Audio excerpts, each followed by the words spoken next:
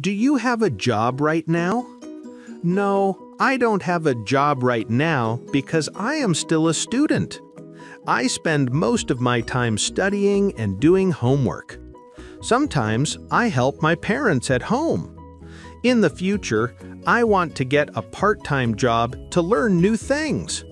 I think working will make me more responsible. Do you have a job right now? No, I don't. Why not? Because I'm still a student. What do you spend most of your time doing? Studying and doing homework? Do you help your parents? Yes, sometimes I help them at home. What do you want to do in the future? Get a part-time job. Why do you want to work in the future? To learn new things.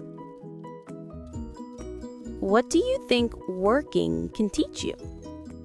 It can make me more responsible.